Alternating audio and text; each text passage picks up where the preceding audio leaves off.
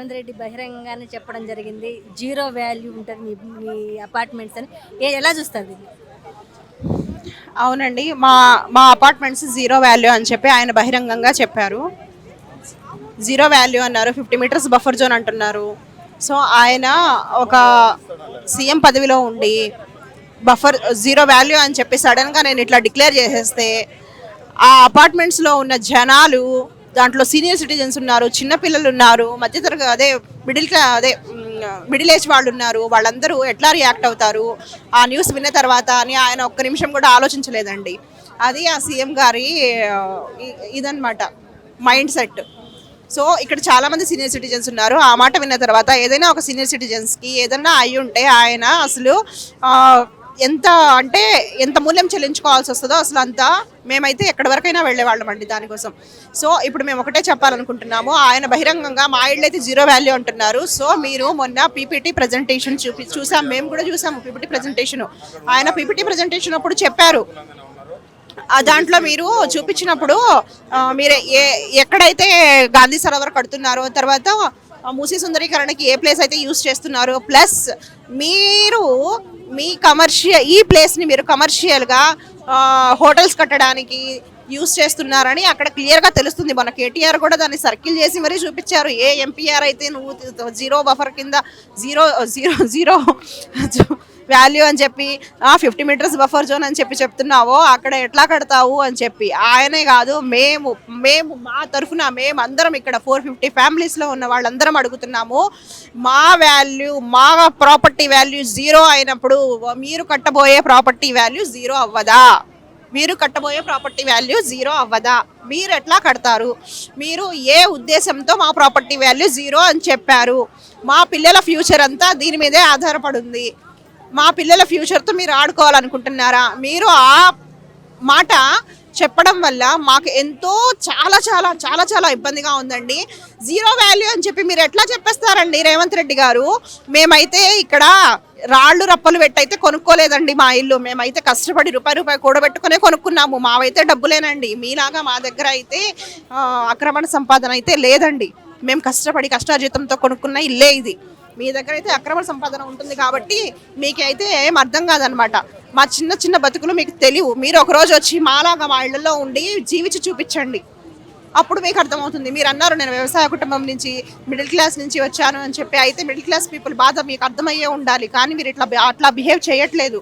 పరిహారం ఇస్తాం, పక్కకి వెళ్ళాలని రేవంత్ రెడ్డి బహిరంగ స్టేట్మెంట్ ఇవ్వడం జరిగింది. What next? మేము వెళ్ళమండి ఇక్కడి నుంచి.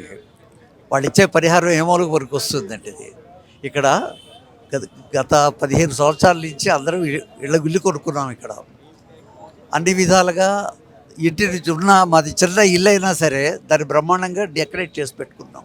ఈయన ఇచ్చే పరిహారం ఎంత వస్తుందండి? మా పిల్లలు, మా మనవాళ్ళు అందరికీ ఉన్న వాళ్ళే, వాళ్ళందరూ కూడా ఒకేసారి ఈయన వచ్చేసేసి ఇల్లు ఖాళీ చేసి వెళ్ళిపోమంటే ఎక్కడికి వెళ్ళాలి మేము? అందరికీ ఉద్యోగాలు చేసుకుంటున్నారు. ప్లస్ ఏమో పిల్లలకి స్కూల్ దగ్గరలో ఉన్నాయి, అవి మాకు హాస్పిటల్కి దగ్గరలో ఉన్నాయి. ఇటువంటి పరిస్థితుల్లో ఆయన పరిహారం ఇస్తే మేము ఎక్కడికి ఇల్లు కొనుక్కోవాలి? ఇళ్ళని ఇది ఇచ్చే పరిహారంలో మాకు ఇల్లు ఆయన ఏర్పాటు చేస్తే అప్పుడు తీసుకుంటాం మేము. ఎందుకు మధు పార్క్ రిడ్జ్ అపార్ట్మెంట్ని కొలాప్స్ చేయాలనుకుంటున్నారు? ఎందుకంటే దీనికి ఏమైనా మెయిన్ రోడ్డు ఉండటం కారణం అంటారా? మెయిన్ రోడ్డే ముఖ్యమండి. తర్వాత ఇక్కడ 38 acres ఆఫ్ ల్యాండ్ డిఫెన్స్ వాళ్ళది కూడా ఇస్తామని చెప్పంటారు. సో ఇదంతా కూడా ఆయన దాన్ని డెవలప్ చేసుకుంటే, ఎలాగో చెప్పాడు ఆయన కమర్షియల్గా డెవలప్ చేస్తారని చెప్పేసి, బ్రహ్మాండమైన డబ్బులు వస్తాయి అవి. అండ్ మోర్ ఓవరు మా అపార్ట్మెంటు పగలగొట్టేస్తారంటాడు కదా, బఫర్ జోన్ అన్న ఉద్దేశంతో పగలగొట్టేస్తారంటున్నాడు. కానీ ఆయన మొన్న పవర్ పాయింట్ ప్రజెంటేషన్లు ఇచ్చింది మా ఎంపీఆర్ ఉన్న ఏరియాలో పెద్ద పెద్ద స్టోరేజ్ బిల్డింగ్స్ కడతారంటాడు, హై రైజ్ బిల్డింగ్స్ కడతారంటాడు, కమర్షియల్ బిల్డింగ్స్. మరి అది బఫర్ జోన్లోకి రాదండి. And one more thing, buffer zone ఇప్పుడున్న ఆర్టీసీ బస్ స్టాండ్ ఉందనుకోండి, అక్కడ అందరినీ లేపేస్తున్నారు కదా. మరి ఆర్టీసీ బఫర్ జోన్లో ఎక్కడుంది? అది ఆర్టీసీ బస్ స్టాండ్ అన్నది బఫర్ జోన్లోనే ఉన్నది. అలాగే మెట్రో ఉన్నది, బఫర్ జోన్లోనే ఉన్నది. అవన్నీ కూడా క్లియర్ చేయాలి కదా నేను బఫర్ జోన్ అనుకునేటట్లయితే. అదేమంటే ఫస్ట్ ఫేజ్ అంటున్నాడు. ఈ ఫస్ట్ ఫేజ్ అయిపోయిన తర్వాత ఆయన ఉంటాడో ఎవరికి తెలియదు.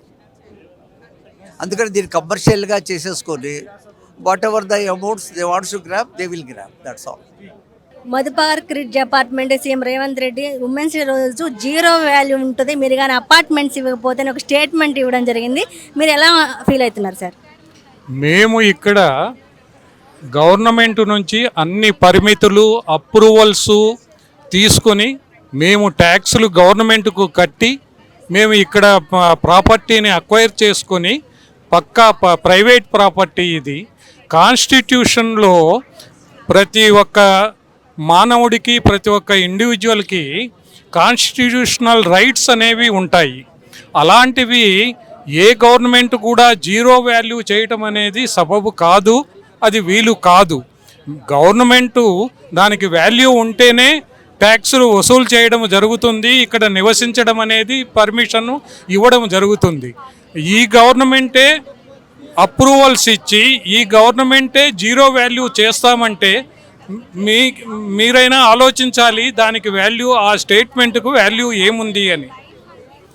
ఎలాంటి పరిస్థితుల్లో ప్రాపర్టీ వాల్యూ జీరో అవ్వడం అనేది జరగటం అనేది కాదు, అది పరిస్థితి ఎటువంటి పరిస్థితిలో జరగదు.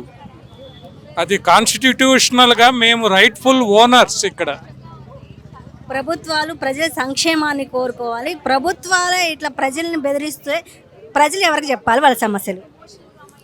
మనకు ఏదన్నా ఇబ్బంది వస్తే మీరు అన్నట్లు గవర్నమెంట్కు వెళ్ళి మనము మన వాళ్ళకి మొర పెట్టుకుంటాము. గవర్నమెంటే ఇబ్బందులు క్రియేట్ చేస్తుంది అంటే వారి ఉద్దేశం దాని వెనక ఏమున్నది, ఎందుకున్నది, ఎలాంటి ప్రభుత్వము అనేది మనం ఆలోచించాలి. ప్రభుత్వము ఎంతసేపు ఇబ్బందులు లేకుండా ప్రజలకు సహకరించి ఒక షెల్టర్ అనేది ప్రొవైడ్ చేయాల్సిన ప్రభుత్వమే ఉన్న షెల్టర్ను కూడా తీసేస్తాము అనడము చాలా ఇబ్బందికరమైన విషయము. అది మనం ఊహించలేని పరిణామంగా తీసుకుంటున్నాం మేము. దాదాపు ఒక వేదిక మీద నుంచి స్టేట్మెంట్ ఇవ్వడం జరిగింది రేవంత్ రెడ్డి. మధుపార్క్ రిడ్జ్ ప్లేస్లో వేరే కడతాము, సుందరీకరణ చేస్తాము, మీకు 7 ఎకరాల ల్యాండ్లో వేరే ఇల్లు కట్టిస్తామన్నా మరి మీరు ఎందుకు సిద్ధంగా లేరు?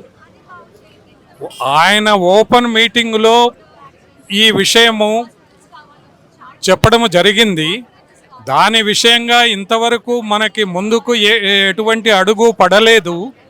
తర్వాత మాకు అనుకూలంగా ఉన్న ప్రదేశంలో ల్యాండ్ చూపించటం కానీ, లేకుంటే వాటి కన్స్ట్రక్షన్ గురించి డిస్కస్ చేసి డాక్యుమెంటేషన్ చేయటం కానీ ఎలాంటివి కూడా ఇందులో ముందుకు వెళ్ళట్లేదు. ఒక ప్రపోజల్ మాత్రము ఆయన ఓపెన్ మీటింగ్లో చెప్పడం అనేది జరిగింది. ఊరికే వాగ్దానం చేస్తే సరిపోదు కదా. అందరికీ ఇంతమంది కుటుంబాలు ఇక్కడ నివసిస్తున్నప్పుడు అవి కన్స్ట్రక్షన్ చేయించి ముందు ల్యాండ్ను ఐడెంటిఫై చేయించి అవన్నీ రెడీ అయిన తర్వాతనే ఫ్యామిలీస్ ఇక్కడ నుంచి షిఫ్ట్ చేయవలసి ఉంటుంది. అవేమీ చేయకుండా ఊరికే వాగ్దానం చేస్తే ఆ రోజుకి రాజెవరో లేకుంటే మంత్రి ఎవరో రాకుంటే ప్రజలెవరో అనేది పరిస్థితి తెలియదు కదా. ఇటువంటి పరిస్థితుల్లో వట్టి వాగ్దానాలు మాత్రమే తీసుకొని ప్రజలు ఏం చేస్తారు? ఉన్న షెల్టర్ను పోగొట్టుకొని మేము ఎక్కడ రోడ్డు మీద మా కన్సర్న్ ఈరోజు ఇక్కడ పీస్ఫుల్గా ధర్నా చేయడం ఎందుకు జరుగుతూ ఉన్నదంటే ఈ విషయాన్ని ప్రభుత్వంకు చెప్పుకోవడం కోసమే మేము ఇక్కడ కూర్చొని ధర్నా చేస్తున్నాం. బహిరంగంగానే మీ అపార్ట్మెంట్స్కి జీరో వాల్యూ ఉంటుంది అని చెప్పారు, ఎట్లా చూస్తారు సార్ దీన్ని? జీరో వాల్యూ అంటే జీరో వాల్యూ, ఏమి చెప్పాలి, గవర్నమెంట్ ఏమి చెప్తుందో అదే correct. But we will not leave the place because somebody else come for them also it is zero value. Why should they construct here? That is our point. మీరు మేము వెళ్ళమంటున్నారు, మరి మూసీ ప్రాజెక్ట్కి ఎందుకు వ్యతిరేకం మీరు? మూసీ ప్రాజెక్ట్ ఎగెన్స్ట్ లేదు, మూసీ కావాలి. They have to clean the Musi, they have to put the Gandhi statue, all that we'll cooperate, definitely we'll cooperate. We are ready to cooperate and all the people are ready, not only me, all the people are ready. But don't destroy our apartment, that is only request. 7 ఎకరాల్లో మీకు apartment కట్టిస్తామని CM Revanth Reddy హామీ కూడా ఇవ్వడం జరిగింది. I don't know, sir. I don't know that, madam.